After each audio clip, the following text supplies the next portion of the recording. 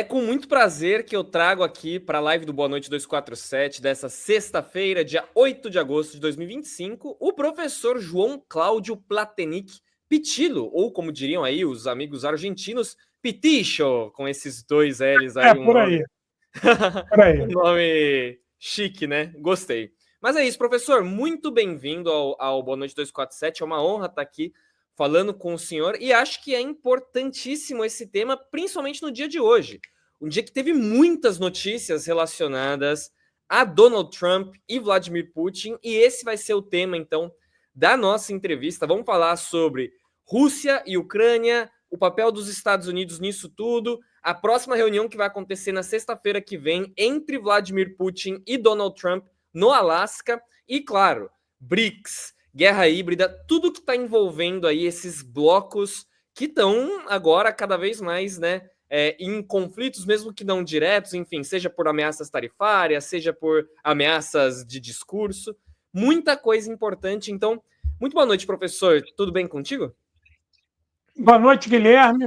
Boa noite, essa tropa boa aí do 247. Obrigado pelo convite. E tema quentíssimo para a gente conversar aí. Estou aqui ao pé do canhão, pronto para tentar ajudar aí a esse debate profícuo. Perfeito, então, professor. Olha, vamos começar já com a notícia mais recente, aí a gente pode ampliar, aprofundar o debate. Eu sei que o senhor também deu entrevista para a TASS, né? Um portal de notícias da Rússia hoje, também falando sobre temas importantes, sobre a postura do Donald Trump. Quero ouvir você falar sobre isso, mas eu vou colocar aqui na tela a notícia mais quente, que é de agora a pouco, enfim, é a confirmação do encontro entre Donald Trump e Vladimir Putin. Esse encontro foi confirmado e ele vai acontecer no Alasca no dia 15 de agosto, então na próxima sexta-feira, né? Exatamente daqui a uma semana. A escolha do local foi justamente porque o Alasca é esse ponto de conexão entre Estados Unidos e Rússia. É um sinal pragmático também de que, olha, estamos meio que num campo, entre aspas, neutro por aqui, né? É um campo que mostra aí um respeito entre as duas partes. E, enfim, já teve uma movimentação importante hoje, que foi a ligação do presidente Vladimir Putin a outros aliados, como, por exemplo, o presidente Xi Jinping da Rússia, outros países também, ex-Iugoslávia, também falou com Narendra Modi, que é presidente da Índia. E aí vale destacar também, né, que nessa semana o Putin recebeu o enviado especial dos Estados Unidos, Steve Witkoff, na quarta-feira, em uma reunião que foi descrita como construtiva e que abriu caminho para o diálogo entre os presidentes. Então, eu já passo a palavra para o senhor. O que o senhor espera desse encontro Putin e Trump? Você acha que pode sair daí, de fato, o caminho para uma trégua, para o fim do conflito envolvendo Rússia e Ucrânia atualmente? Guilherme, nós temos que observar o seguinte: o Donald Trump não tem um projeto de paz e nem um projeto para a paz na Ucrânia. Nem Trump tem isso, nem a Casa Branca tem, nem os principais assessores do Trump possuem esse tipo de coisa. O debate contra a guerra da Ucrânia surgiu de maneira demagógica por parte do Trump, apenas como antítese ao belicismo de Joe Biden. Trump foi eleito prometendo paz, prometendo que ia resolver a guerra da Ucrânia em 24 horas, e nada disso aconteceu. Primeiro, que ele não tem poder para isso. E segundo, que a guerra da Ucrânia ela é extremamente rentável para os Estados Unidos. Durante o período Biden, com a economia patinando, boa parte da receita do PIB estadunidense estava voltada ao fornecimento de armas para Israel e para a Ucrânia. Existe uma outra coisa também, que é o setor, né, industrial militar dos Estados Unidos, que possui um lobby muito poderoso e que viu ali na Ucrânia um escoadouro desse material. Além do Trump não ter uma proposta de paz concreta, o que o Trump deseja com esse encontro é capitalizar. Né? O Trump é um cara que aprendeu a usar essa questão das redes sociais, da mídia, né? A mentira, o exagero, é uma coisa que ele usa sempre. E ele foi eleito, Guilherme, preste atenção, dizendo que era amigo do Putin, que tinha relações boas com Putin, né? E que ele sentaria com Putin e resolveria tudo. Nós estamos há 8 meses que o Trump foi eleito, ele continua fornecendo armas para a Ucrânia, armas e inteligência, e obrigou agora a Europa a pagar boa parte dessas armas para que a guerra aconteça. Tem algumas coisas que o Trump quer evitar. Né? Não vai ser ele o homem que vai render a Ucrânia, porque eleitoralmente os democratas vão usar isso contra ele. Foi você que traiu a Ucrânia, você que entregou a Ucrânia para o Putin. Os europeus, sabendo disso, tomaram a dianteira na liderança da guerra justamente para capitalizar a antítese contra a Rússia. Então, o Trump também, por mais que ele viva as turras com a Europa, ele também não quer carregar a pecha de que traiu a Europa, de que deixou a Europa sozinha nessa guerra. Isso é uma coisa que ele também não vai topar. Agora, com a moral em baixa, né, com a moral em baixa, o Trump vai usar essa reunião com Putin para capitalizar com seus pares. Eu acho pouco provável, pode ser que eu me engane, mas acho pouco provável que o Putin tenha que leve ao Trump algum projeto, né, ou alguma proposta em que o Trump concorde plenamente. Eu acho pouquíssimo provável. E acho que essa reunião vai ser importante, muito mais importante para o Trump do que para o Putin, porque tem outro detalhe. Né? A Rússia, que tinha declarado moratória dos seus mísseis de médio e longo alcance, decidiu abrir mão dessa moratória e voltar a implementar os seus mísseis. E isso, obviamente, no primeiro momento, isso é mais uma ameaça para a Europa. Né? A Europa, ameaças entre aspas. A Europa vai usar isso, né? A ameaça russo, o belicismo russo, agora com mísseis. E veja, se o Trump foi eleito como um homem de paz e que ele acertaria a vida do mundo com Putin, como é que ele vai ficar agora com o ônus do retorno da Rússia ao modo de mísseis de médio e longo alcance? Isso também é um problema sério para ele.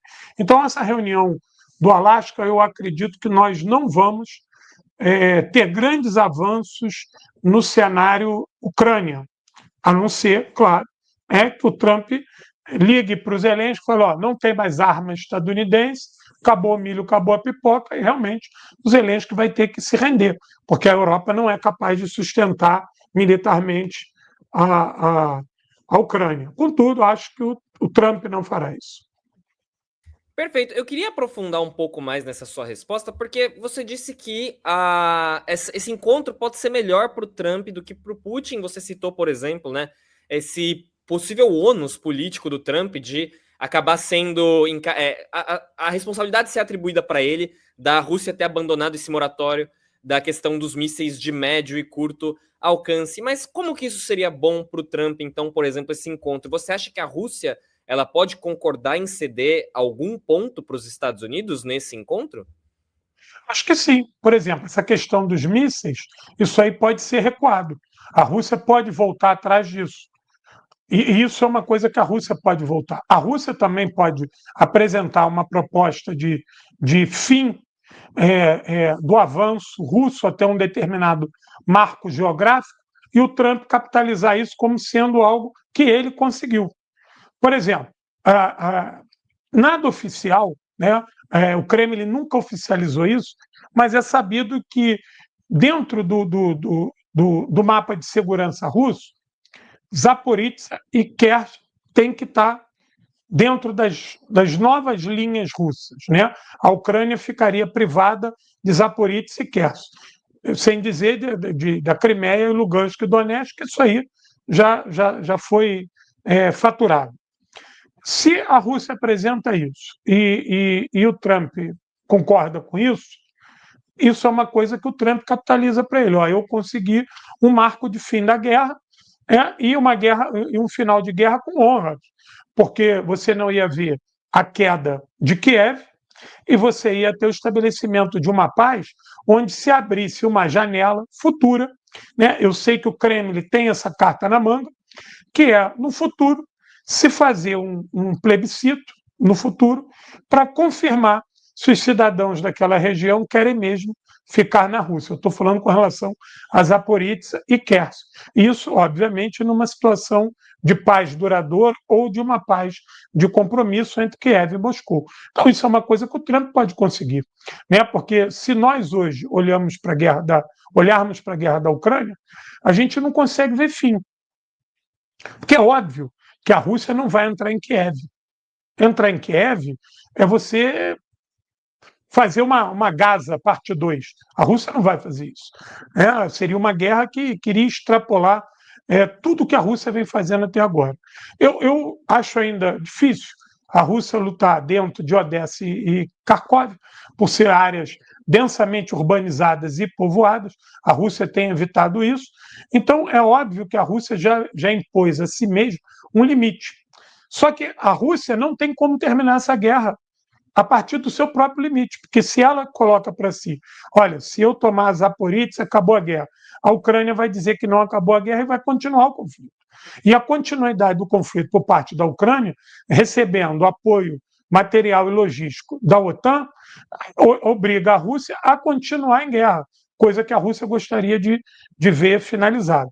Se estabelece uma discussão de que realmente a Rússia é dona de Zaporizhzhia e Kherson, e que essas regiões podem no futuro passar por um plebiscito para confirmar ou não a posse russa, isso pode ser um grande trunfo que o Trump vai apresentar para si próprio, né, para o seu público e para o mundo. Veja, hoje teve um acordo vergonhoso na Casa Branca envolvendo a Armênia e Azerbaijão.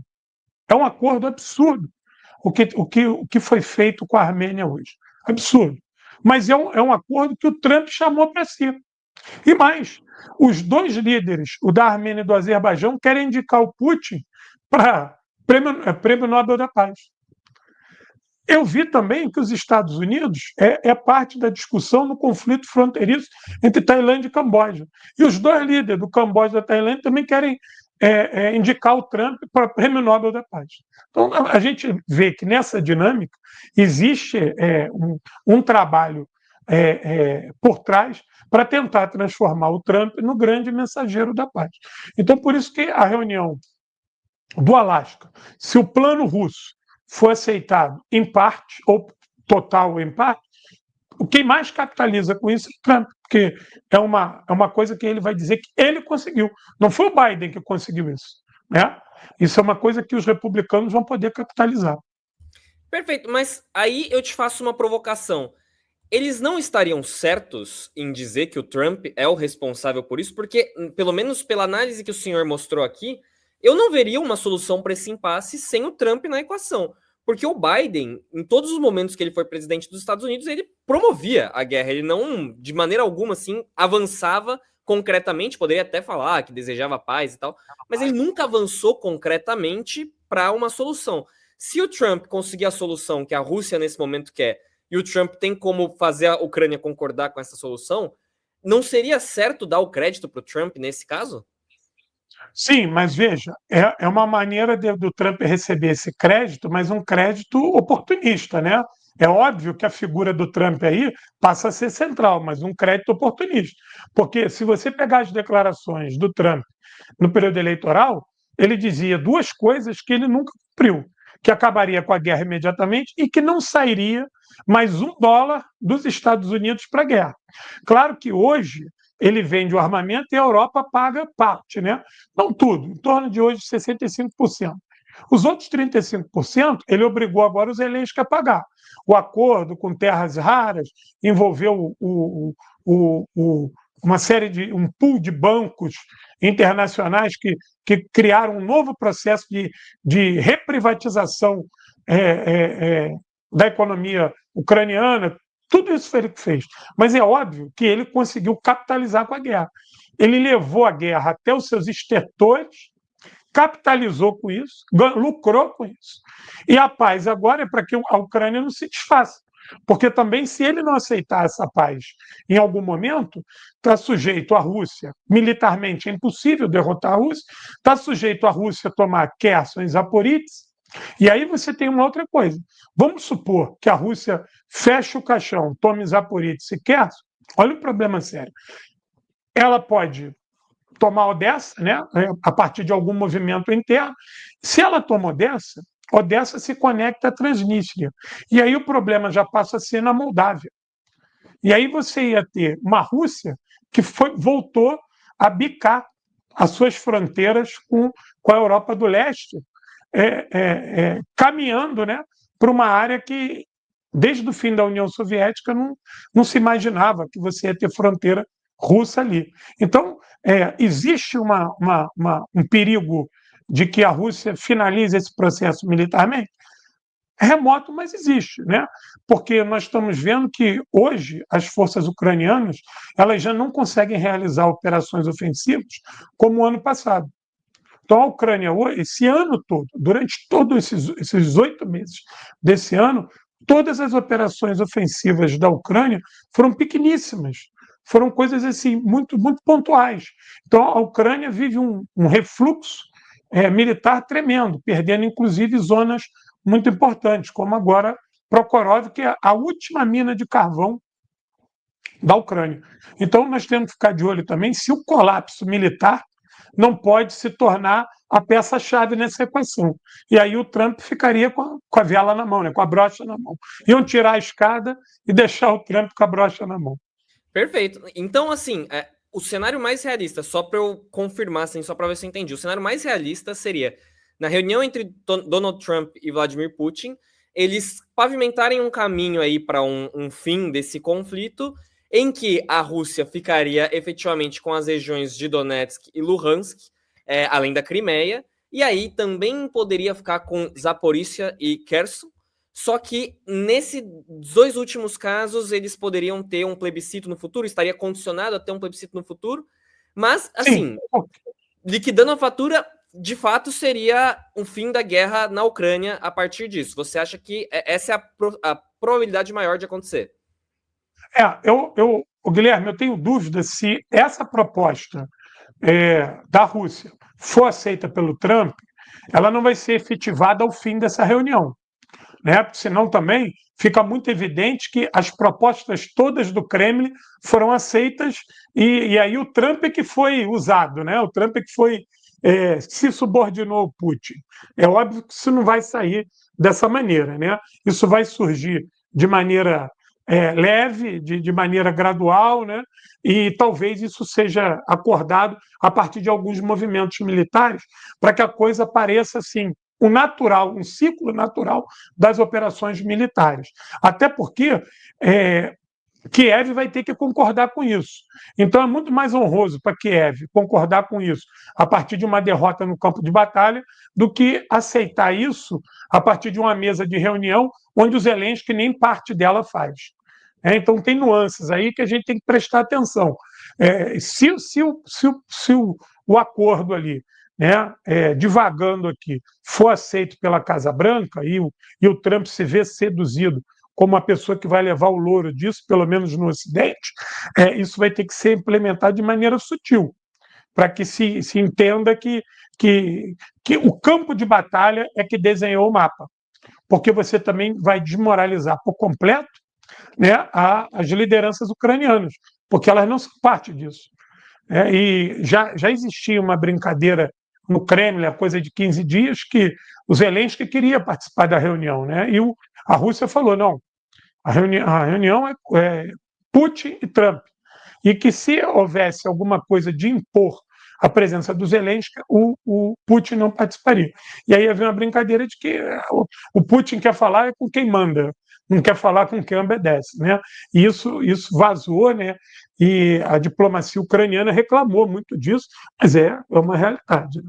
Exato, é a realidade, né? Mas Quem de paga, fato, ô pode falar. Guilherme, quem paga a banda escolhe a música, né? Exatamente. Não, e é até engraçado isso, né? A reunião definitiva entre Rússia e Estados Unidos para a guerra entre Rússia e Ucrânia. Né? É mais claro do que isso, impossível, né? Mas eu queria deixar um pouco mais complexa, então, esse debate, deixar um pouco mais complexo esse debate, porque é o seguinte, né?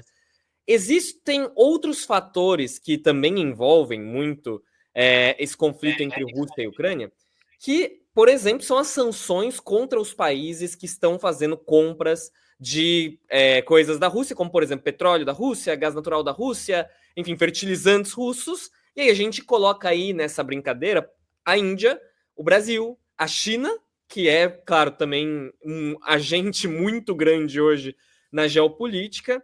E, enfim, com o fim dessa guerra, como ficaria essa questão? Por quê?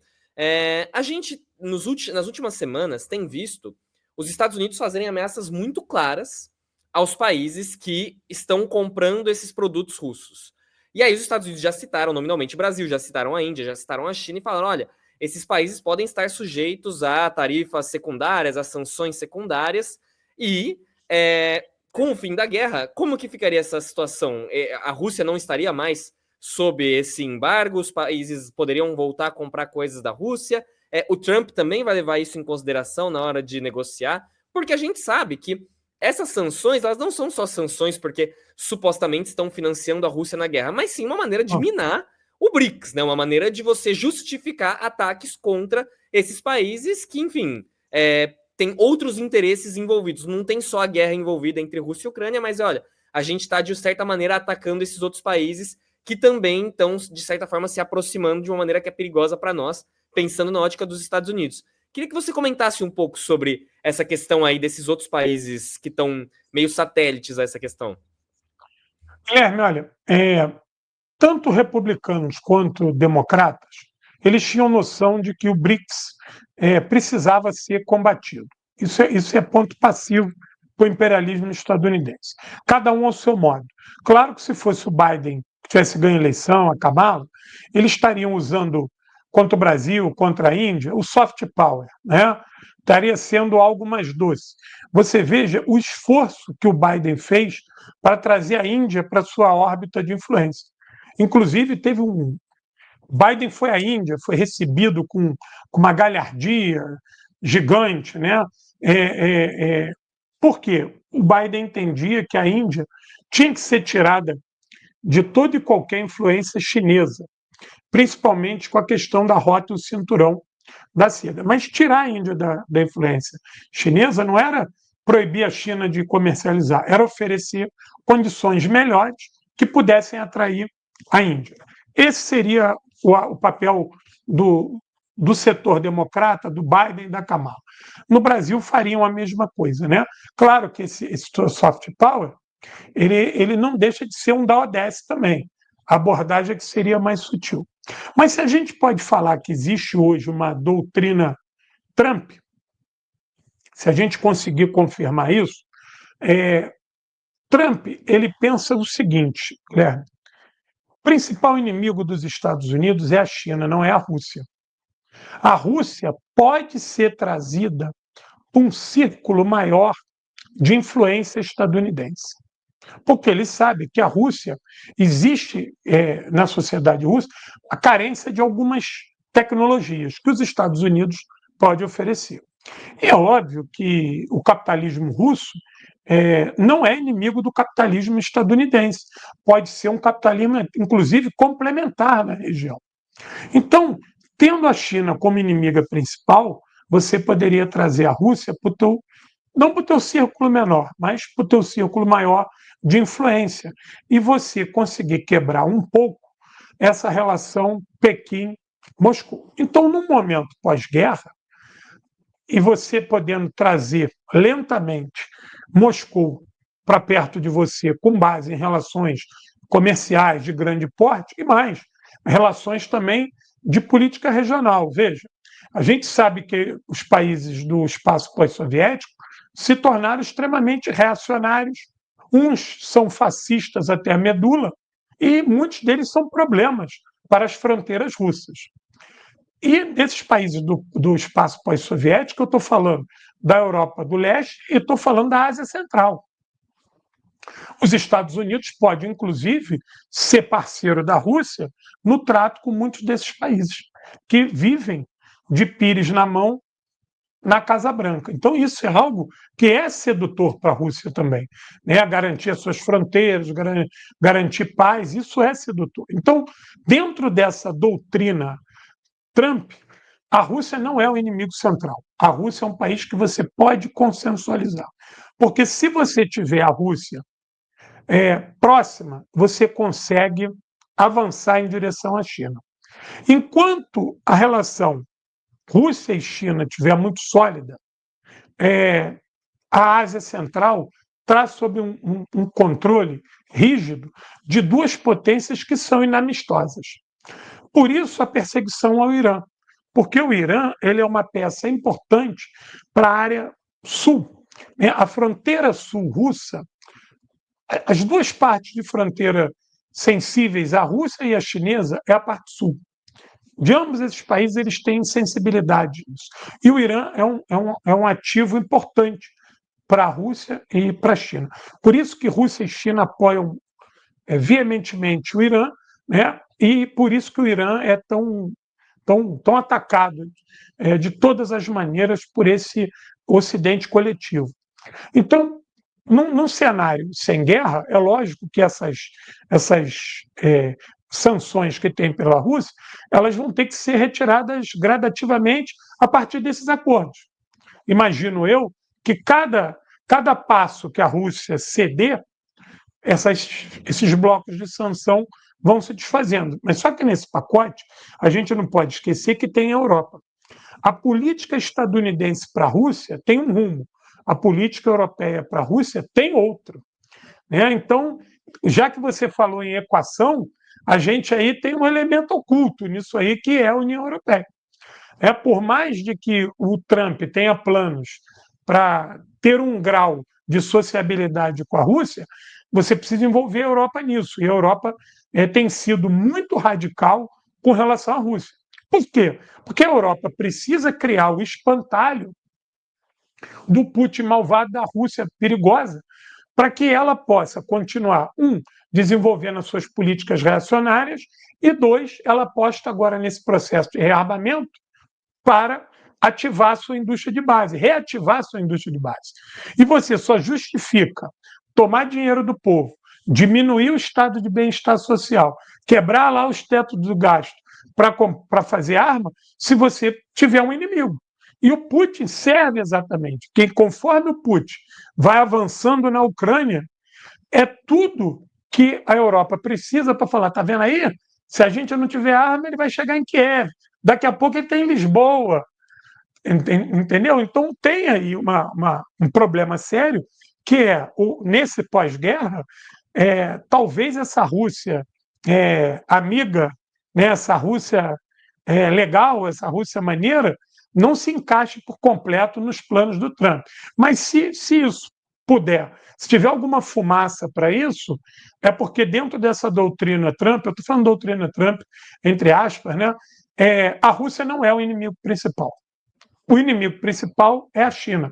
Agora, por que pega a Índia, pega o Brasil, né, vai lá e humilha o presidente da África do Sul? Claro, porque é óbvio que os Estados Unidos nos vê, todos esses países, como quintais do imperialismo. Esses países não precisam, você não precisa negociar com esses países, você vai usar a força.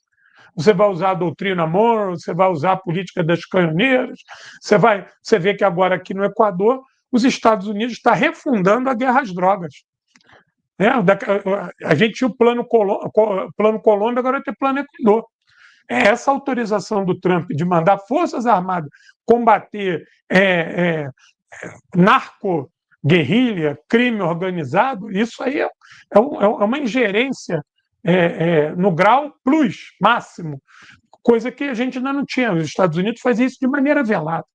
Então, a diferença no trato com relação à Rússia e com relação a gente, a Índia e os demais países, é óbvio que está nessa escala de importância. Né? Ideologicamente, nós somos vistos como quintal. Nem podemos esquecer que o secretário de Segurança dos Estados Unidos deu essa declaração uns meses atrás. A América Latina é o nosso quintal. Ele fala isso. E veja que curioso. Quando o Mark Rutte, que é o homem da OTAN, vai encontrar o Trump, no dia que ele chamou o Trump de papai, você é o nosso papai, né? Aquela cena de subserviência. Depois a Vanderly foi lá, só faltou ficar deitar lá igual um tapete para ele pisar, que ele falou que ia dar as taxas. Não pode melhorar ele? Não. Como se você estivesse falando com a criança, né? Naquele dia é o dia que o Marco Rutte ameaça o Brasil. Tu vê, o chefe da OTAN, garoto de recado do Trump. É claro que esse debate aconteceu. E esse debate aconteceu quando o Trump falou: olha, a Rússia a gente não vai na guerra, na Rússia a gente tem que moer na economia, com as sanções em segunda escala, mas a gente pode ferrar os países menores, né, menores que eu digo a nível militar, e eles a gente controla. Então, por isso, essa animosidade com a Índia, com o Brasil, essa animosidade com a África do Sul, por que ele entrou lá no Panamá com o pé no peito do governo panamenho. Então, todas essas ações do Trump para o resto dos países dos BRICS é um componente. Né? Agora, a Rússia, essa aliança estratégica entre Moscou e Pequim, ela é extremamente perigosa, não para os Estados Unidos, mas para a hegemonia do dólar, para a hegemonia desse imperialismo do Ocidente coletivo. Isso é aterrador para eles. E quando o presidente Lula confirma, né, que nós precisamos nos livrar do dólar, tal, e isso é bombástico para a Casa Branca, né? Porque sem o dólar você quebra uma das pernas do imperialismo. Perfeito. Cara, eu tô gostando muito dessa entrevista, porque eu gosto muito de acompanhar a China. Estive na China por 8 meses, lá pelo 247, e eu queria entender, dentro dessa coisa Estados Unidos e China, a Rússia. E você tá trazendo isso de uma perspectiva que eu não tinha pensado. Nessa possibilidade de, por exemplo, a Rússia se aproximar de fato mais dos Estados Unidos pós-guerra da Ucrânia. Mas eu queria trazer a China nisso aqui, porque eu queria uma avaliação sua agora para o outro lado. Então, você acabou de falar da possibilidade de a Rússia se aproximar mais dos Estados Unidos. Esse é o projeto do Trump, né? Sim, claro, Ele claro. trazer, né? Dentro da, assim, uma hipótese, uma estratégia que o Trump está traçando. E eu queria saber mais de você, como que você avalia que a Rússia está pensando tudo isso? Porque, assim, certamente a Rússia sabe disso. A Rússia não é tola, né? Muitas pessoas, inclusive, analisam que a chancelaria, né, o Ministério das Relações Exteriores da Rússia é o mais capacitado do mundo, enfim, muito inteligente, competente. E a gente tem uma China que a todo momento, eu falo isso porque eu acompanho muito o noticiário da China pelos portais estatais de lá, os jornais e tudo mais. Inclusive, até coloco aqui na nossa tela, o 247 fez uma parceria com o Global Times, que é justamente o jornal, né, estatal chinês que se dedica ao noticiário internacional. E aí hoje teve a ligação do Putin com Xi Jinping. E eu acho que para os chineses, né, isso foi muito bem visto. Por quê? Porque o Putin recebe um enviado especial dos Estados Unidos na quarta-feira e ele vai conversar com o Trump na semana que vem. Só que no meio desses dois encontros, né, encontros entre aspas, porque foram ligações e aí vai ter o encontro de fato na semana que vem, ele fala com o Xi. Então ele deixa o Xi a par do que está acontecendo. Não é como se ele tivesse assim, ó, eu estou me afastando silenciosamente da China para me aproximar dos Estados Unidos. Não, ele Não, está manejando ali os dois lados.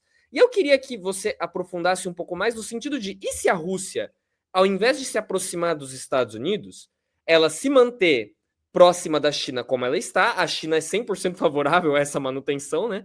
E não só isso, mas colocando também nesse balaio os outros países que você citou, como por exemplo Brasil, Índia, África do Sul, porque tem uma questão que pelo menos eu tenho percebido.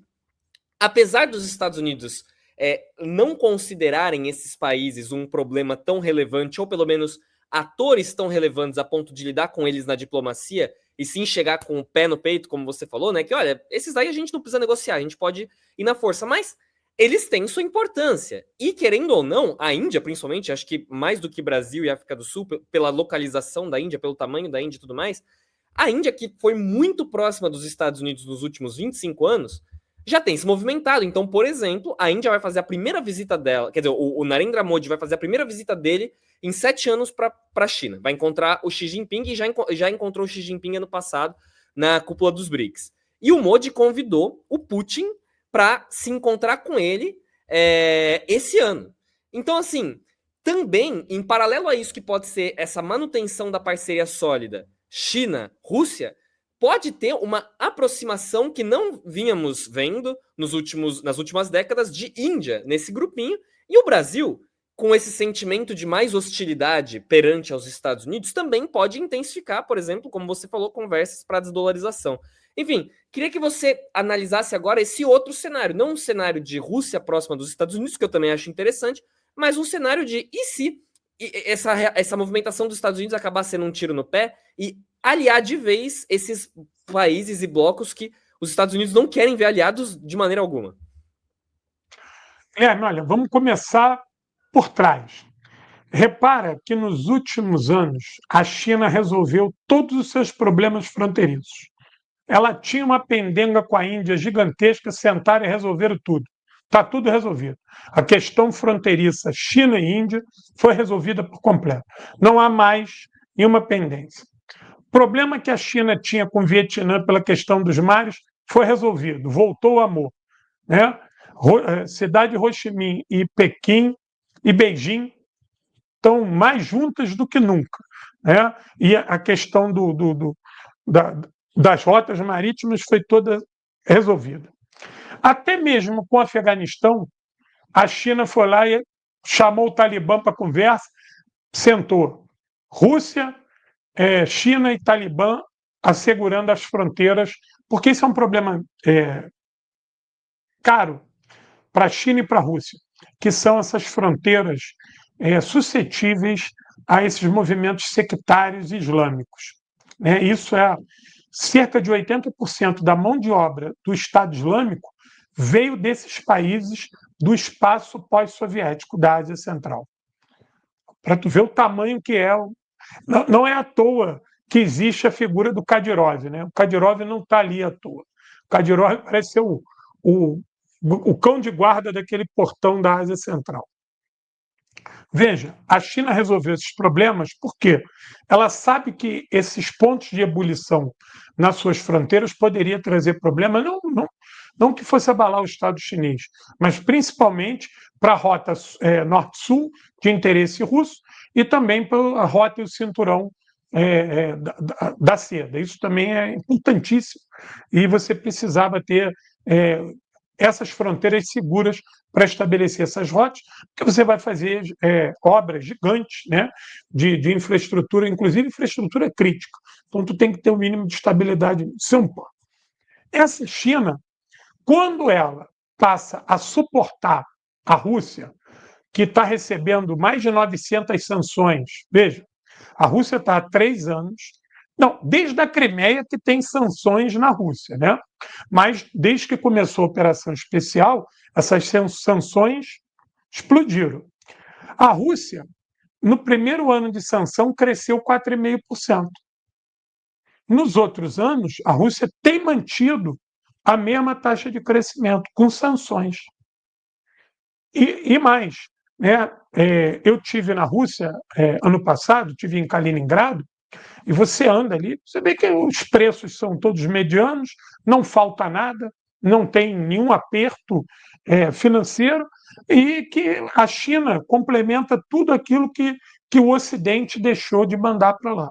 Então, isso também foi importante para a China, foi um mercado gigantesco para a China, e mais, né, existe, digamos assim, uma parceria a nível financeiro e também econômico, e esses países passaram a se apoiar de maneira assim, mútua e de maneira, digamos assim, desconectada do swap internacional. A relação China e Rússia independe da economia mundo. Então, a guerra colocou a Rússia mais próxima da China ainda. Como você falou assim, João, qual é a tua análise aí? A Rússia não vai para perto dos Estados Unidos e continua ali? Veja, a Rússia tem 2 marcos. A Federação Russa trabalha com 2 marcos importantes. O primeiro foi a destruição da Iugoslávia. A destruição da Iugoslávia ela tem um impacto dentro da Rússia para os políticos russos muito grande.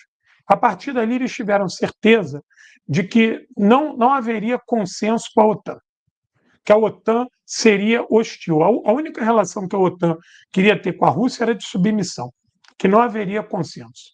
Isso é a primeira coisa. E a segunda é que a maneira como a Ucrânia foi usada, a questão dos golpes de Estado, isso depois pipocou na Geórgia, na Moldávia, na Sérvia, né? A maneira como a OTAN desestabiliza o espaço pós-soviético obrigou a Rússia a pensar o seguinte: eu não consigo mais ser aceita na União Europeia.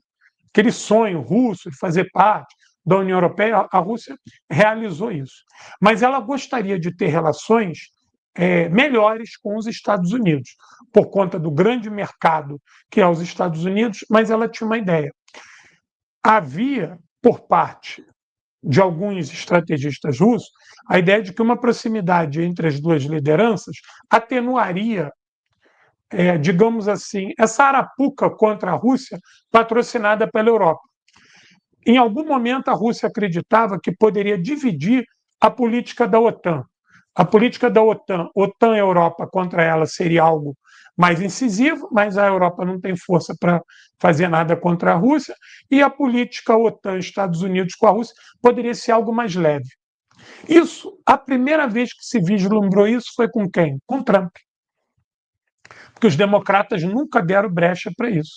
Os democratas, pelo contrário, eram os mais incisivos, são os mais incisivos. Então, a Rússia acredita que, de maneira pragmática, ela pode tirar algum proveito dessa relação com Trump, não necessariamente indo com tudo, mas indo parcialmente, e a situação da Ucrânia é a moeda de troca.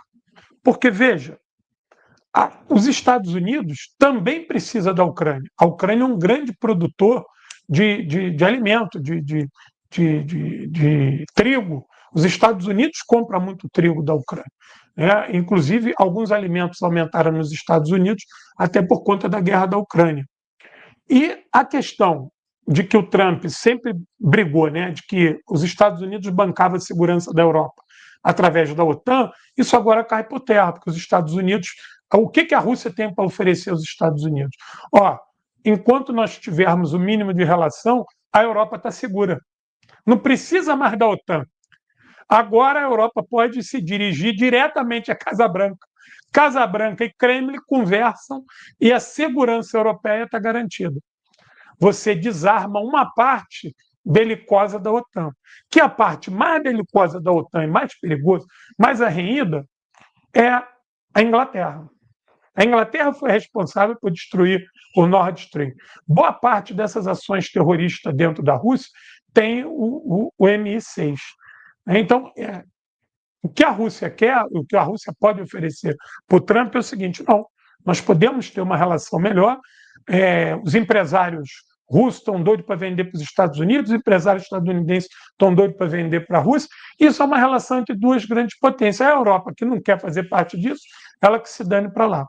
Agora, é óbvio que a Rússia sabe uma coisa: isso é uma fase republicana. À volta dos democratas, isso tudo acaba.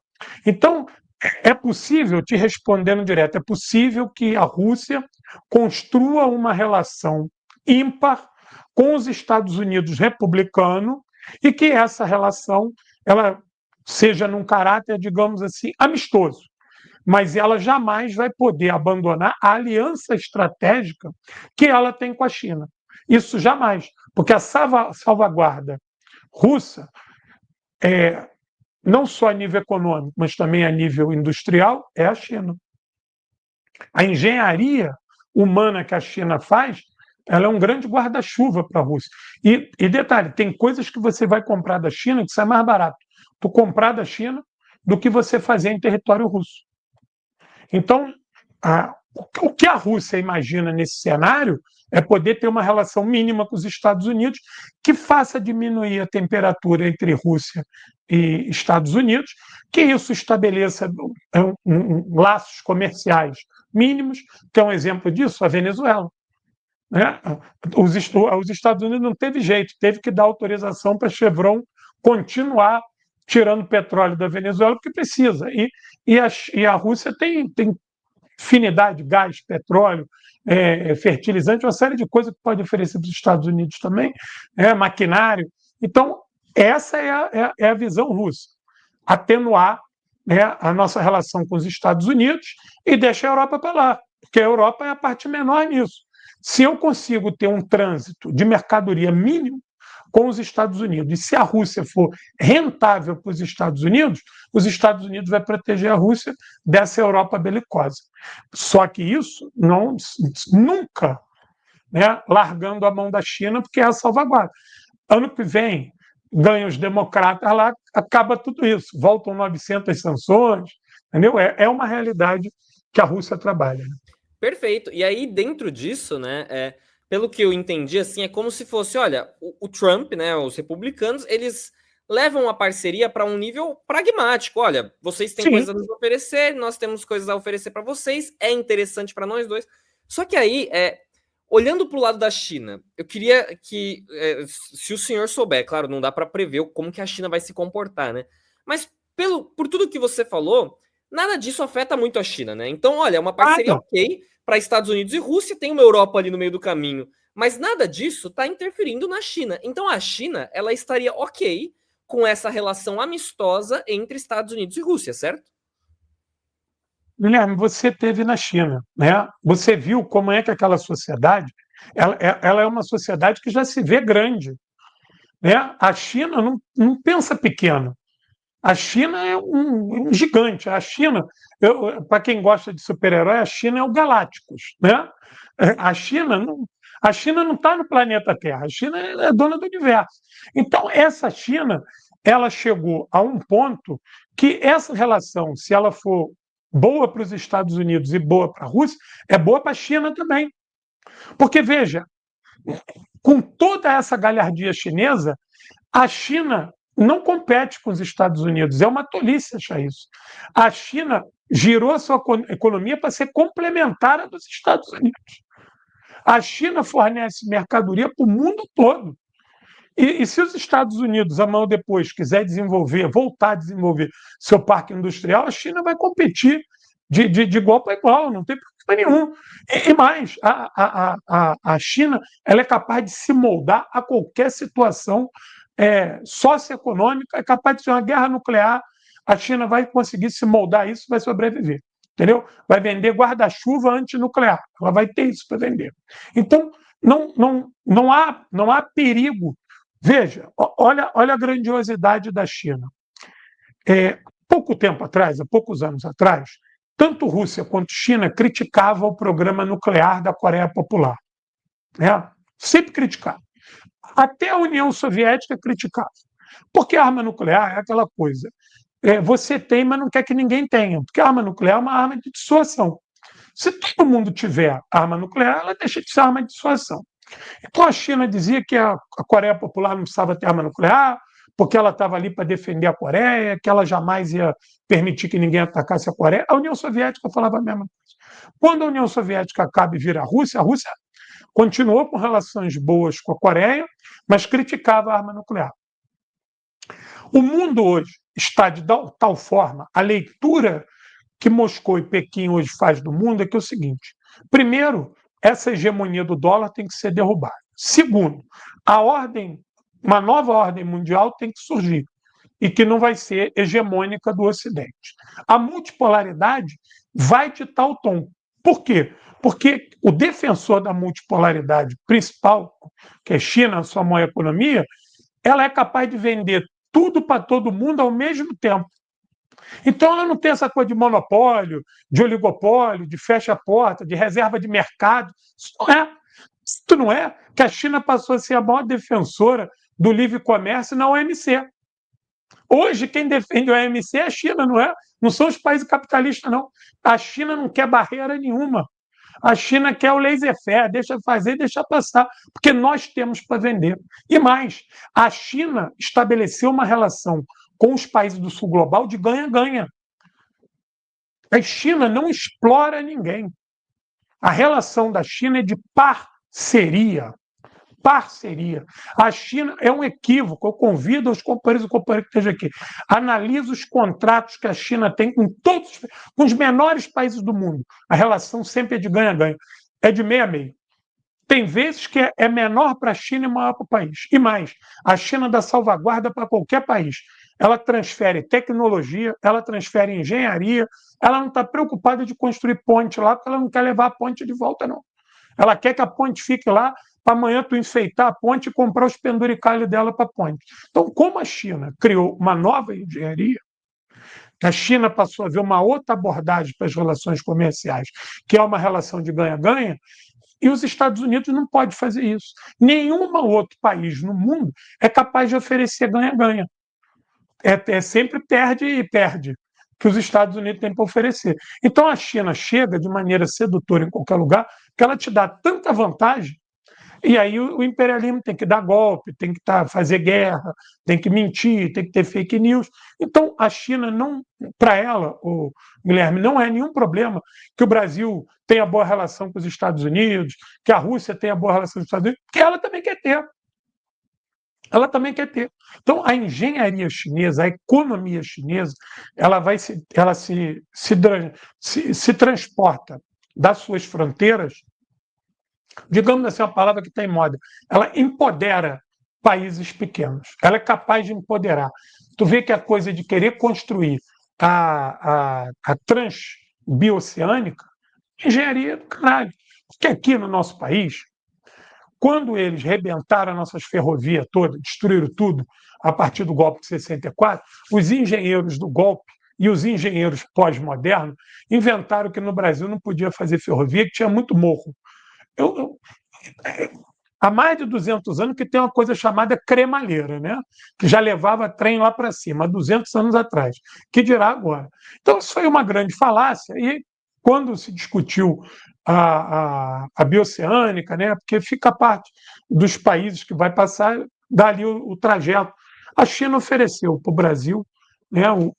Na reunião dos BRICS, o Lula ia perguntar, né? Tem um projeto? A China veio com um projeto de duas rotas diferentes.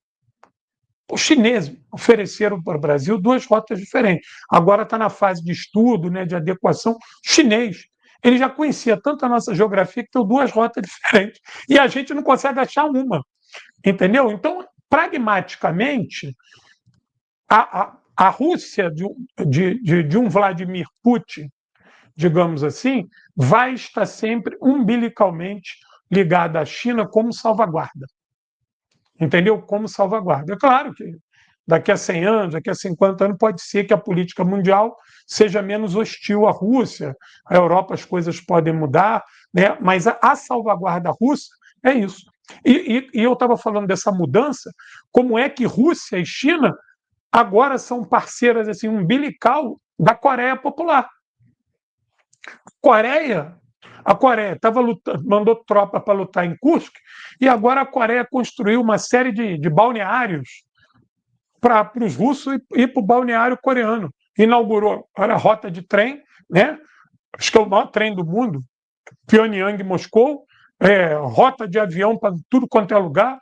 A Venezuela estabeleceu várias rotas de avião para a China e para a Rússia. E eu tive em Cuba agora em janeiro desse ano. Eu cheguei lá num hotel lá, que o hotel, as placas estavam tudo em russo. Nem na época da União Soviética era assim. Cheguei no hotel, tinha uma legião de russos, cara, no hotel. As placas estavam em russo. Porque tem voo Havana, Moscou, direto, né? No stop, né? Vai para lá, vai para cá. Ou seja, esses países eles estão montando uma engenharia com o sul global muito importante, que o capitalismo, né? O imperialismo nunca montou por questões ideológicas e agora não monta porque tem força, não tem mais engenharia, não tem dinheiro. O Brasil, nessa equação que você me perguntou, Guilherme, é o seguinte: o presidente Lula ele sempre teve nos BRICS, mas é aquele esquema ali, né? Aí não estava, né?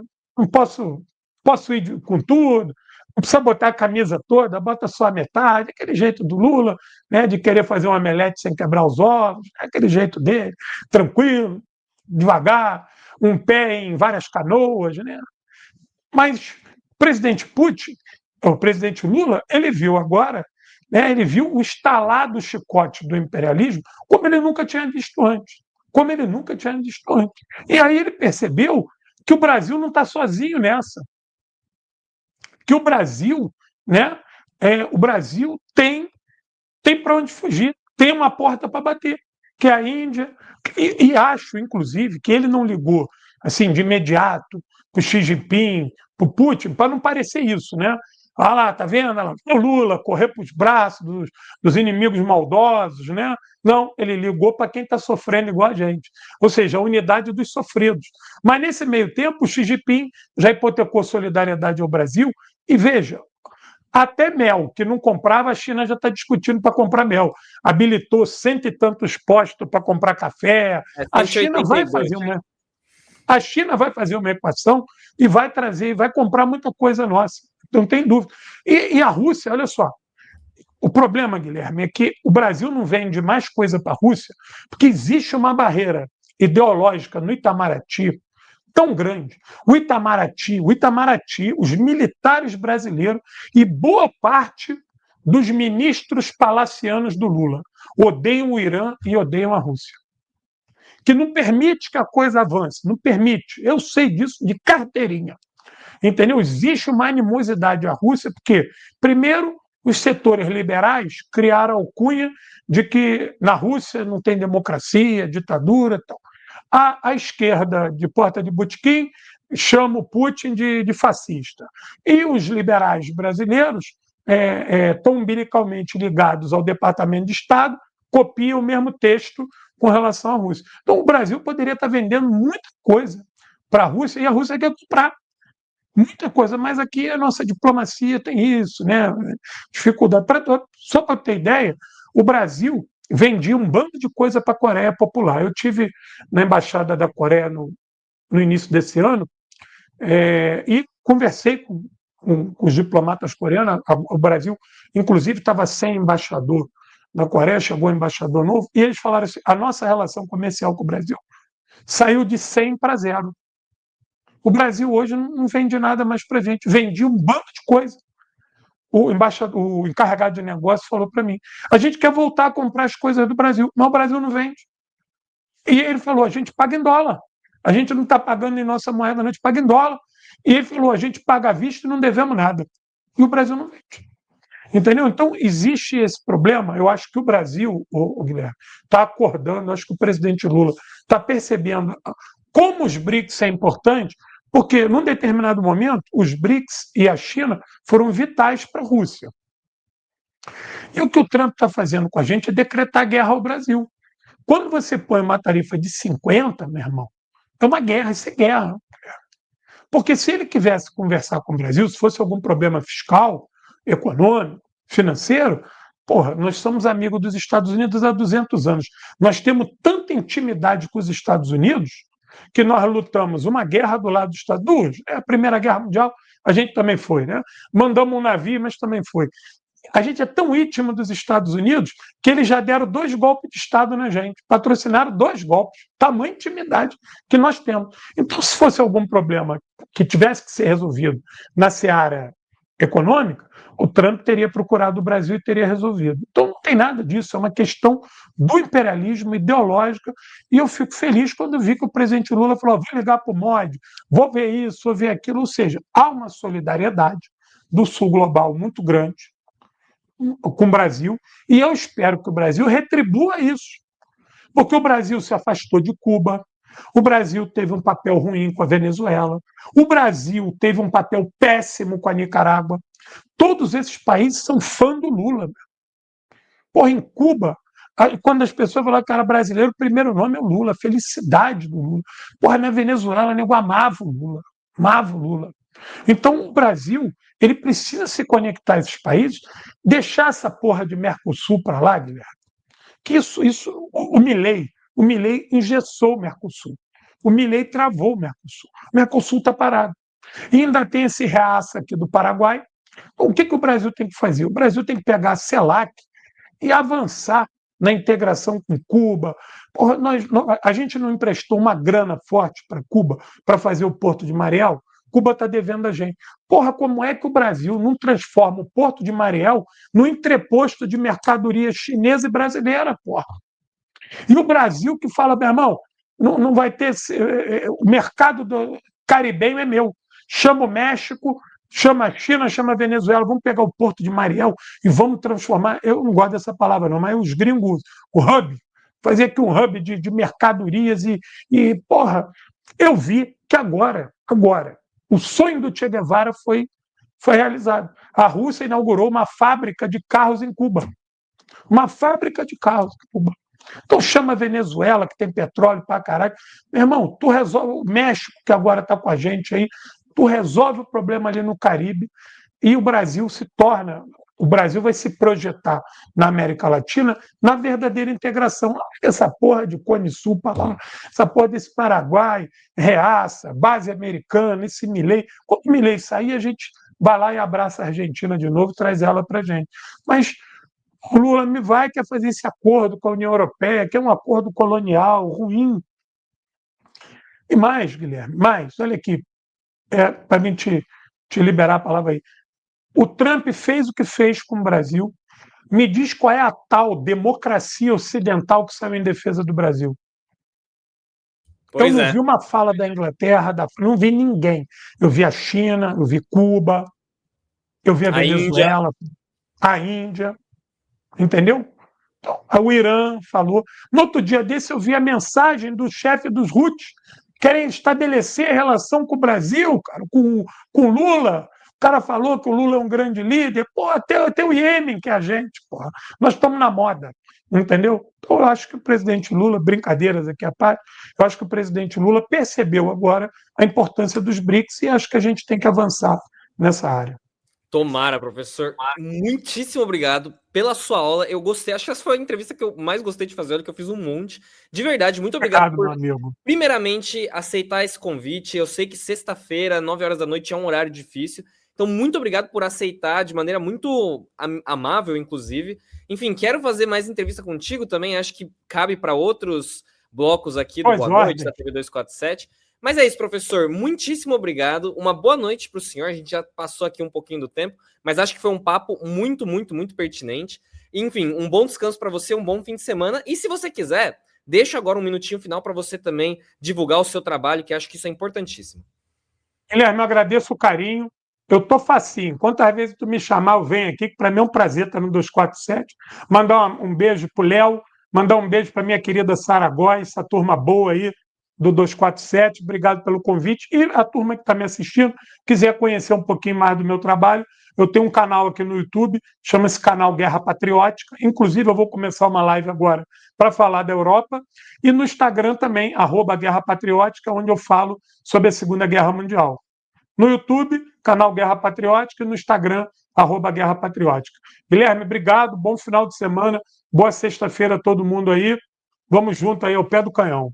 Perfeito, ó, já deixei aqui na tela para quem quiser seguir. É isso, professor, muito obrigado. Bom descanso para você e para todo mundo. E, gente, começou 22 horas aqui no Boa Noite, aqui na TV 247.